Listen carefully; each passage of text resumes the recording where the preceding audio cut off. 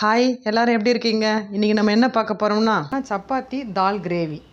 இது கடலைப்பருப்பு வச்சு ஒரு தால் கிரேவி பண்ண போகிறோம். டிஃப்ரெண்ட்டாக இருக்கும், சூப்பராக இருக்கும்.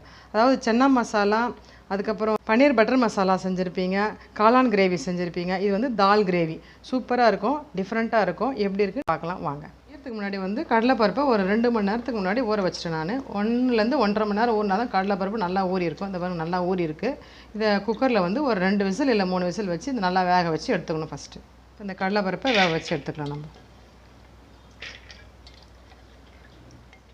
தேவையான அளவு உப்பு போட்டுக்கலாம். ஒரு 1/4 ஸ்பூன் மஞ்சள், தேவையான அளவு தண்ணி. இப்போ ஒரு 3 விசில் வச்சு எடுத்துக்கலாம். நல்லா வேகணும். நல்லா வெந்த பிறகு நிறுத்திக்கலாம். இப்போ கிரேவி பண்ணுறதுக்கு என்னென்ன போடலன்னு பார்க்கலாம். 4 வெங்காயம், மீடியம் சைஸ் வெங்காயம் பொடியாக நறுக்கி வச்சுருக்கேன்.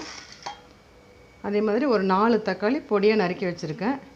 இஞ்சி பூண்டு பேஸ்ட்டு, பட்டை, லவங்கம், இதெல்லாம் தேவையான பொருட்கள். இப்போ ஸ்டார்ட் பண்ணிடலாம்.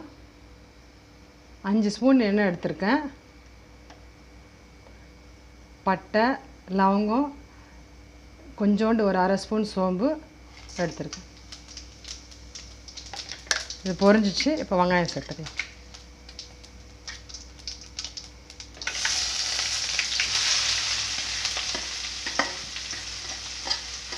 இது நல்லா வதங்கி வரணும்.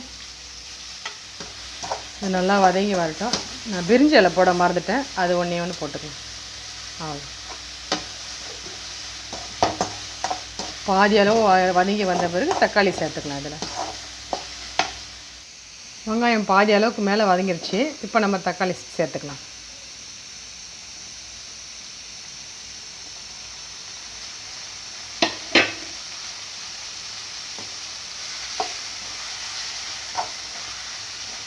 தக்காளி வந்து பாதி அளவு வதங்கிட்டோன்னு இஞ்சி பூண்டு பேஸ்ட் சேர்த்துக்கலாம். முதலே சேர்த்துட்டோம்னாக்கா இஞ்சி பூண்டு வந்து அடி பிடிக்கும். லேசாக வதங்கிருக்கு. இந்த ஸ்டேஜில் கொஞ்சம் உப்பு தேவையான அளவு போட்டுக்கலாம். ஏற்கனவே நம்ம உப்பு கடலைப்பருப்பு வேகிறதுல போட்டிருக்கோம்.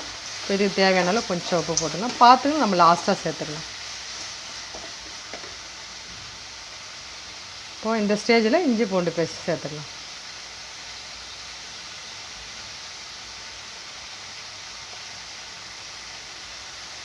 ரெண்டு ஸ்பூன் இஞ்சி பூண்டு பேஸ்ட்.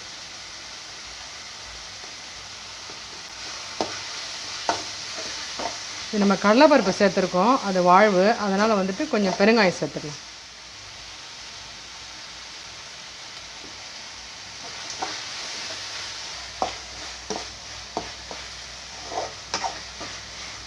எல்லாம் சேர்ந்து வதங்கி வருது. இன்னும் கொஞ்சம் வதங்கணும்.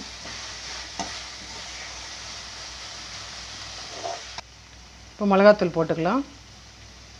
உங்களுக்கு தேவையானாலும் நீங்கள் காரம் நல்லா சாப்பிட்றீங்கன்னா கொஞ்சம் அதிகமாக சேர்த்துங்க. கொஞ்சம் கரம் மசாலா வர போட போகிறோம். அவங்கவுங்க காரத்துக்கு தகுந்த மாதிரி போட்டுங்க. ஒருத்தர் காரம் கம்மியாக சாப்பிடுவாங்க, ஒருத்தர் நல்லா காட்டாக சாப்பிடுவாங்க.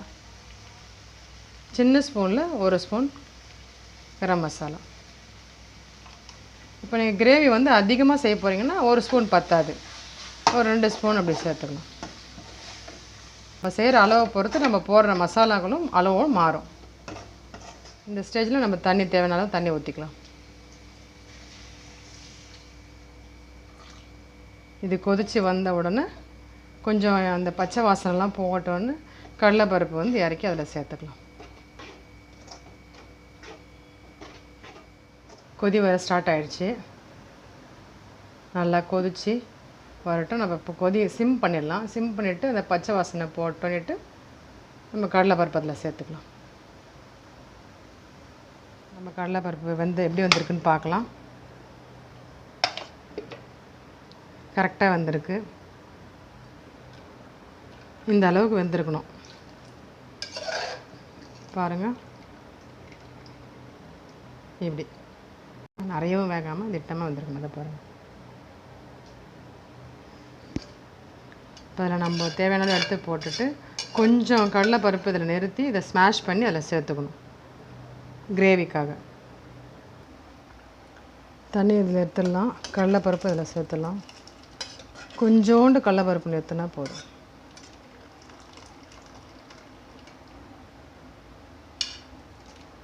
அதை ஸ்மாஷ் பண்ணி இதில் சேர்க்கறதுனால கொஞ்சம் திக்னஸ் கிரேவி கிடைக்கும், டேஸ்ட்டும் நல்லாயிருக்கும்.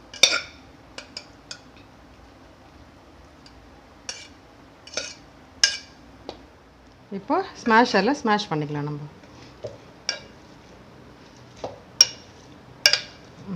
பாருங்கள், ஒரு அழுத்தினோடனே நல்லா ஸ்மாஷ் ஆகிடுச்சு பாருங்கள். இந்த அளவில் இருக்கணும்.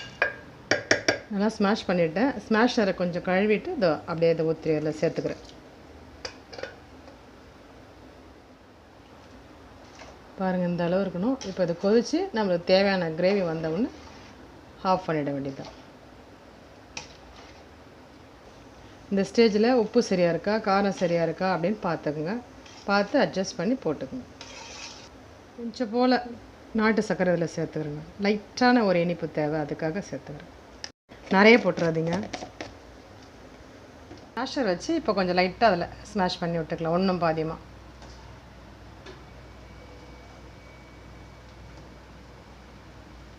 லேசாக கொஞ்சம் கொஞ்சம் அழுத்தியும் அழுத்தாமலும் கொஞ்சமாக பண்ணிக்கணும். நம்ம ஆஃப் பண்ணிக்கலாம். ஃபைனலாக நம்ம கொத்தமல்லி போட்டு இறக்கிட வேண்டியது தான்.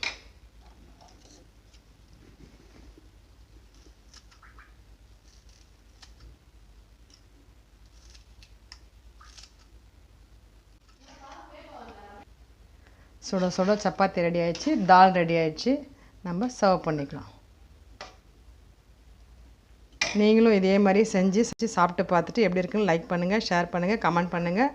அப்படியே சப்ஸ்கிரைப் பண்ணுங்கள். பக்கத்தில் இருக்கிற பெல் ஐக்கானை ப்ரெஸ் பண்ணிக்கோங்க.